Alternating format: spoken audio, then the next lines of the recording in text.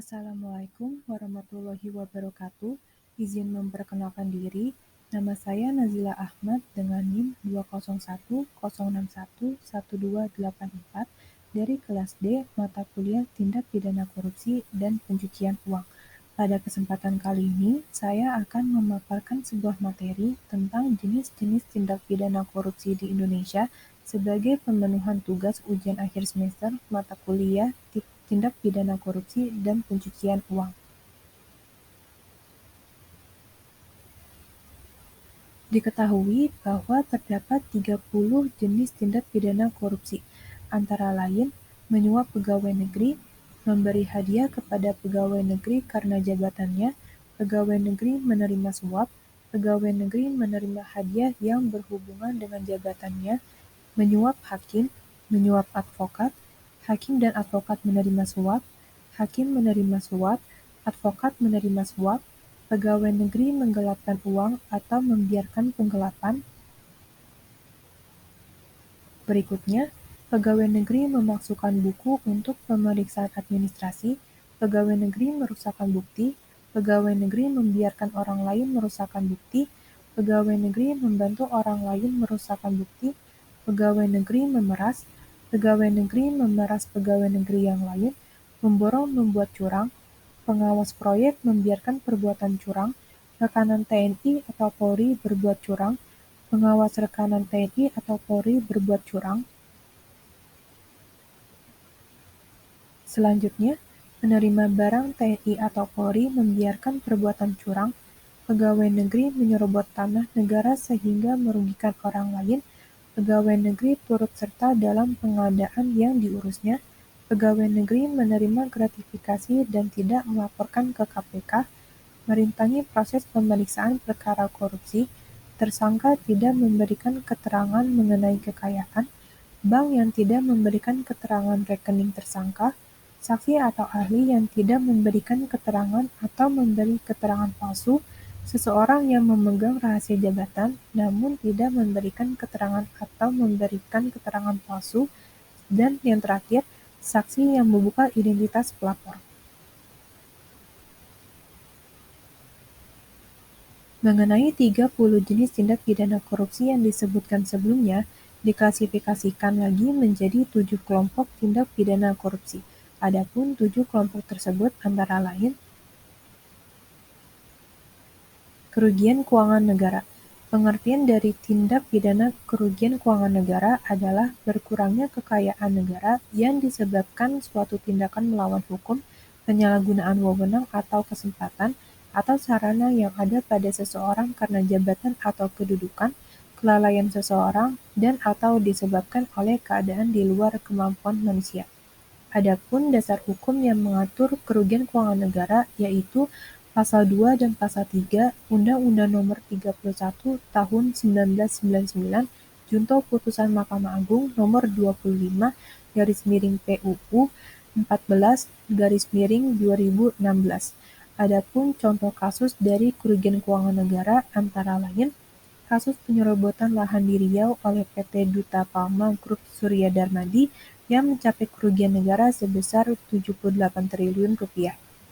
Dan setelah itu ada kasus korupsi PT Trans-Pacific Petrochemical Indotama atau TPP yang mencapai kerugian negara sebesar 37,8 triliun rupiah. Dan yang terakhir, kasus korupsi PT Asuransi Angkatan Bersenjata Indonesia atau ASABRI yang mencapai kerugian negara sebesar 22,7 triliun rupiah. Berikutnya, ada tindak pidana suap-menyuap. Adapun pengertian dari tindak pidana suap-menyuap yaitu memberi atau menjanjikan sesuatu kepada aparatur sipil negara, penyelenggara negara, hakim, atau advokat dengan maksud supaya berbuat sesuatu atau tidak berbuat sesuatu dalam jabatannya. Adapun dasar hukum yang mengatur tindak pidana suap-menyuap ini adalah Pasal 13 Undang-Undang Nomor 31 Tahun 1999 tentang pemberantasan tindak pidana korupsi dan Pasal 5, Pasal 6, Pasal 11, serta Pasal 12 huruf A, B, C, dan D dalam Undang-Undang Nomor 20 Tahun 2001 tentang perubahan atas Undang-Undang Nomor 31 Tahun 1999 tentang Pemberantasan Tindak Pidana Korupsi. Selain itu, adapun contoh kasus dari tindak pidana suap-menyuap ini adalah kasus suap calon mahasiswa baru yang dilakukan oleh Rektor Universitas Lampung atau Unila periode 2020 hingga 2024, yaitu Karomani, yang terjaring operasi tangkap tangan oleh KPK. Berikutnya adalah tindak pidana penggelapan dalam jabatan. Adapun pengertian dari tindak pidana penggelapan dalam jabatan ini adalah tindakan dengan sengaja menggelapkan uang atau surat berharga atau melakukan pemalsuan buku-buku atau daftar-daftar yang khusus untuk pemeriksaan administrasi.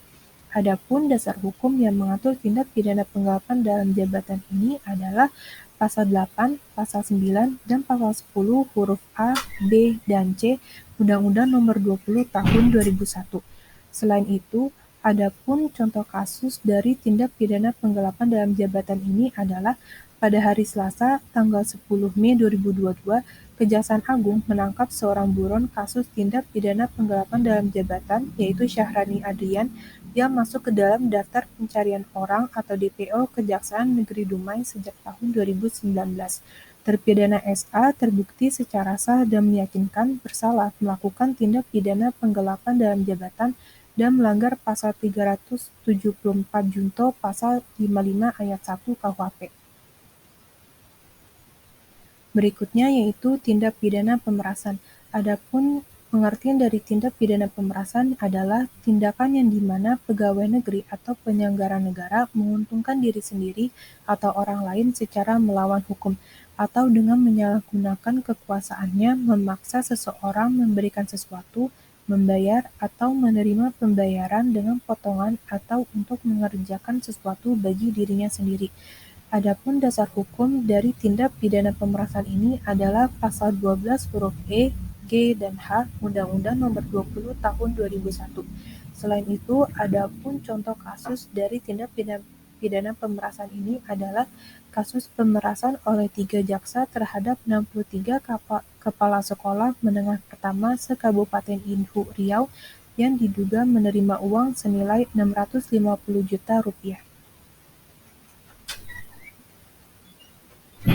Berikutnya adalah tindak pidana perbuatan curang. Adapun pengertian dari tindak pidana perbuatan curang ini adalah tindakan yang dilakukan dengan sengaja untuk kepentingan pribadi yang dapat membahayakan orang lain. Adapun dasar hukum yang mengatur tindak pidana perbuatan curang ini adalah Pasal 7 Ayat 1 Undang-Undang Nomor 20 Tahun 2001.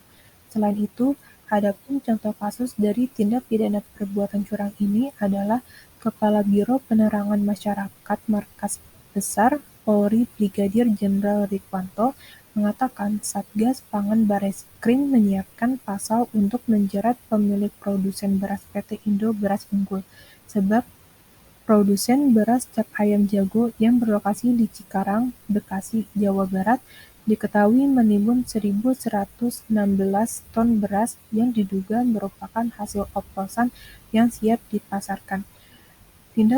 Tindak perbuatan curang tersebut dapat dijerat dengan Pasal 382 KUHP tentang perbuatan curang dalam usaha dan Undang-Undang Nomor 8 Tahun 1999 tentang perlindungan konsumen.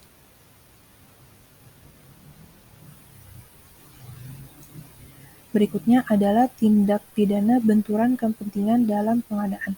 Adapun pengertian dari tindak pidana benturan kepentingan dalam pengadaan ini adalah tindakan yang di mana pegawai negeri atau penyelenggara negara, baik langsung maupun tidak langsung, dengan sengaja turut serta dalam pemborongan, pengadaan, atau persewaan, padahal dia ditugaskan untuk mengurus atau mengawasinya.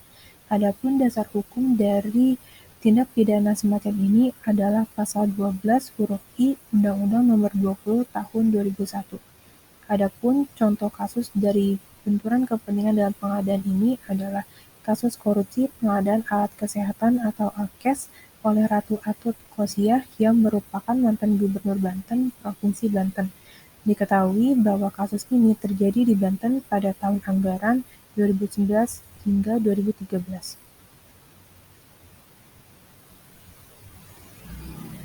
Berikutnya adalah tindak pidana gratifikasi. Adapun pengertian dari tindak pidana gratifikasi adalah tindakan yang dimana dilakukannya pemberian kepada pegawai negeri atau penyelenggara negara dianggap sebagai pemberian suap bila mana pemberian tersebut berkaitan dengan jabatannya dan berlawanan dengan kewajiban tugasnya. Adapun dasar hukum dari tindak pidana gratifikasi adalah Pasal 12B Ayat 1 Undang-Undang Nomor 20 Tahun 2001. Selain itu, adapun contoh kasus dari tindak pidana gratifikasi adalah kasus gratifikasi yang dilakukan oleh mantan Gubernur Riau, Anas Ma'amun, dan divonis penjara 1 tahun serta denda Rp100 juta.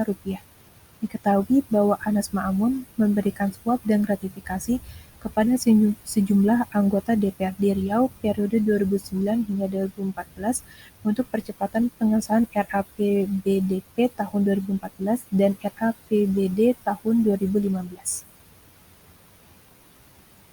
Sekian dari pemaparan materi saya, kurang lebihnya mohon maaf. Terima kasih. Wassalamualaikum warahmatullahi wabarakatuh.